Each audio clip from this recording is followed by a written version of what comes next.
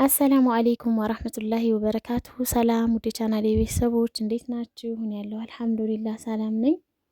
ዛሬም በአዲስ ቪዲዮ መጥቻለሁ። በመጀመሪያ ለቻናሌ አዲስ የሆናችሁ ሰብስክራይብ በማድረግ ቤተሰብ ሁኑ። የቻናሌ ቤተሰቦች ደግሞ ላይክ፣ ሼር እያደረጋችሁ አበረታቱኝ።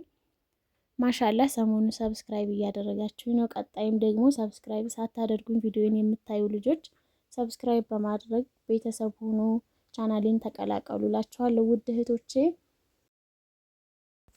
እናም እንግዲህ ዛሬ በቭሎግ አይደለም የመጣሁት፣ አንዳንድ ነገር ላወራችሁ ላካፍላችሁ ነው።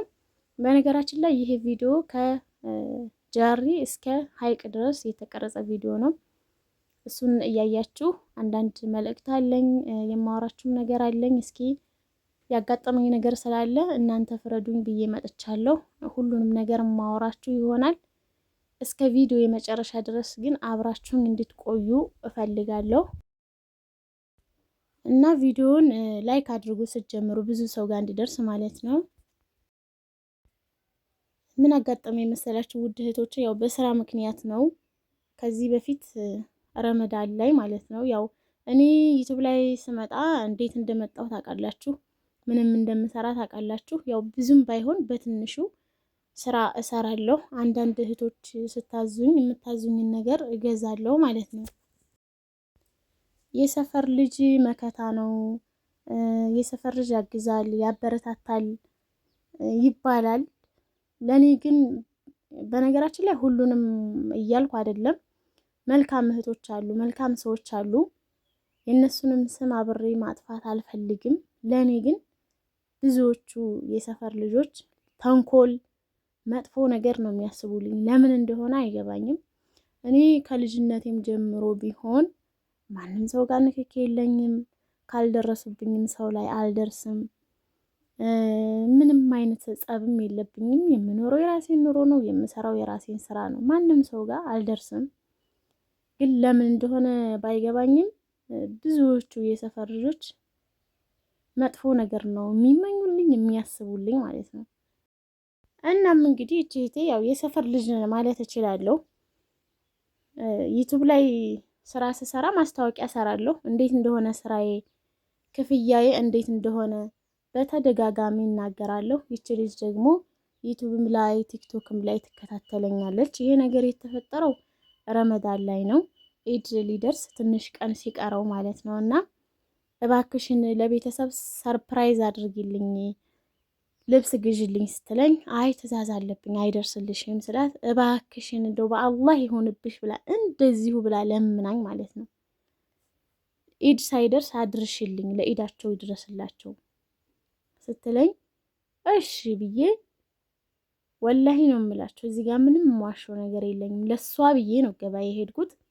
ስንት ፎቶ ልኬላት አድክማኝ አስመርጫት እሺ ብላ በመጨረሻም ያንን እቃ ገዝቼ ብር እንኳን ላከችልኝ። የሚገርማችሁ ግዢውና ባንቺ ብር እልክልሻለሁ ስትለኝ እሺ ብዬ ገዝቼ ቤት የመጣው ከሰዓት ደግሞ እዚሁ ሀይቅ ነበር የምሰጥላት። ወላሂ ነው የምላችሁ ፍጡር መስራቴን ትቼ ነው ሄጄ ያደረስኩት ማለት ነው። አስባችሁታል እንግዲህ ምን ያክል ድካም እንዳለው። ገበያ ሄዳችሁ እቃ ስትገዙ ድካሙን ታውቁታላችሁ ብዙዎቻችሁ ማለት ነው። ከዛም ቤቴ መጥቼ ደግሞ ከሰዓት ሄጄ አድርሻለሁ። ከዛም በኋላ ብሯን የገዛችበትን እቃ ብቻ አስባ ላከችልኝ። እስኪ ልያት ብዬ የሳምንት ያህል ዝም አልኳት። ከዛም በኋላ ልክ ሳምንት ሲሆነው ብሩን እኮ የላክሽው የእቃውን ብቻ ነው አልኳት እና አለችኝ። የሚገርማችሁ ያነጋገሯ ማስጠላት ማለት ነው። በስርዓት ብታናገረኝ ችግር አልነበረውም። እና አዎ አለችኝ፣ ምንም እንዳልተሳሳተች ማለት ነው። አዎ አለችኝ። እንዴ ማለቴ እኔ እኮ ስራ መቼም ታውቃላችሁ፣ ያለ ክፍያ ማን ይሰራል? የምትደክሙት የምትለፉት ገንዘብ ለማግኘት ነው አይደለም? ለዛም እንዴት ነው ማለቴ የእቃሽን ብቻ አስገባሽ፣ የኔስ የልፋቴስ የድካሜስ ስላት እኔ አንቺን ስራ የታውቅልሻለሁ አለችኝ። እንደዚሁ ብላ ማለት ነው። አገለማመጧ ልነግራችሁ አልችልም። እኔ አንቺን ስራ የታውቅልሻለሁ አለችኝ። እኔ ትክክለኛ የሆነ ሰው መቼም እኔ እንጃ በዚህ ልክ ጸብ ካላሰበ በስተቀር እንደዚህ ይላል ብዬ የስራውም ሁኔታ ይጠፋዋል ብዬ አላስብም። እናም እንደዛ አለችኝ። በነገራችን ላይ የእሷ ብር መጥቶ ለእኔ የሚሞላልኝ ነገር የለም፣ ስለቀረም የሚጎልብኝ ነገር የለም። ግን ልጅቷ ስለገረመችኝ ነው። እና ለእናንተ ደግሞ አሁን እኔን እንደ ጥፋተኛ አድርጋ እኔ ያንቺን ስራ እየታቀልሻለሁ ምናምን አለችኝ። አሁን እኔ ነኝ ጥፋተኛ? እኔ አይደለሁም መቼም የሄድኩባት። አዛኝ ነው አይደለ? ፈልጋ ነው ያዘዘችኝ። ነይ ይዘሽኝ ብያት አይደለም። እራሷ ፈልጋ እስከመጣች ድረስ ደግሞ ተስማምታ ነው አይደል? እኔ በምሰራው ስራ ክፍያውንም ተስማምታ ነው። ተስማምተው ነው የሚያዙኝ እንጂ ተገደው አይደለም። ልክ እንዴት ተገደደ ሰው እኔ አንቺን ስራ ታውቅልሻለሁ አለችኝ። እንደዚሁ ብላ ማለት ነው። እንዴት አታቂም ማለቴ እንዴት በነፃ ትሰራለች ብለሽ ታስቢያለሽ አልኳት። አላቅም፣ እኔ አንቺን ስራ አላቅም ብዙ ነው ያለችኝ። ሪከርዷን ራሱ ማምጣት ካለብኝ ያመጣው ነበረ፣ ግን እኔ እንደሱ አይደለሁም።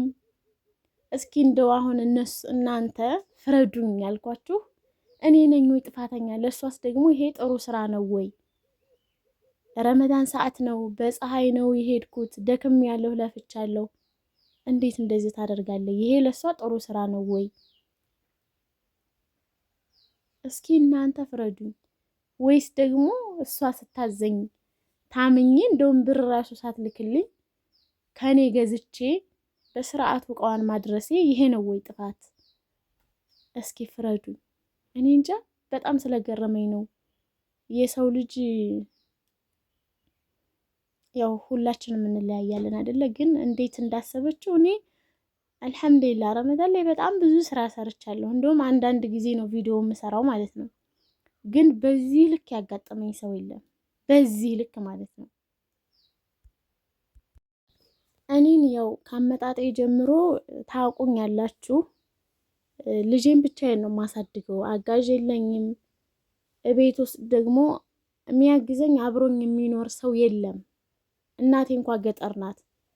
ምን ልላችሁ መሰላችሁ? አንዳንድ ጊዜ እንደዚህ ስታዘዝ ልጄን መንደር ለመንደር ነው አስቀምጨው እየተንከራተተ ጥየው የሚሄደው ማለት ነው። ለምንድን ነው እንደዚህ የማደርገው? ስራ ሳልንቅ፣ ብዙ እንኳን ክፍያ የለውም እኮ ለትንሽ ክፍያ ብዬ ስራ ሳልንቅ ልጄን መንደር ለመንደር አንከራተቼ እኔም ለራሴ ተንከራተቼ ነገ ልጄ የሆነ ነገር ፈልጎ እንዳያጣ ለልጄ ብዬ ነው፣ የወደፊቱን አስቤ ነው ትንሽም ቢሆን ስራ ሳልንቅ የምሰራው ማለት ነው። ታዲያ እንደዚህ እየለፋሁ ልጄንም አንከራተቼ አንዳንድ ጊዜ ምሳ ሰዓት ሁሉ አልፎ መመጣበት ሰዓት አለ። የዛን ሰዓት ልጄ መንደር ነው። ታዲያ እንደዚህም ሆኖ ሰርቼ ለማግኘት አይደለም እንዴ? እንዴት ብታስበው እንደሆነ ለራሴ ስለገረመኝ ነው። ብቻ ወቀሳ በዛሽ ምናምን እንዳትሉኝ ውድ እህቶቼ፣ እንዲትፈርዱኝ በቃ እውነተኛውን ነገር እንዲትነግሩኝ ኮሜንት ታነባለች፣ እርግጠኛ ነኝ እሷም ማለት ነው። የሰው ድካም ምንም አይሰራም ለሰውም። እኔ አሁንም እንድትሰጠኝ ምናምን አይደለም፣ ግን ጥፋቷን እንድታቅ ያክል ነው እዚህ ጋር የተናገርኩት። እና ውድ እህቶቼ ለፈለፍኩባችሁ በጣም ይቅርታ። በቀጣይ በአዲስ ቪዲዮ እስከምመጣ መልካም ጊዜ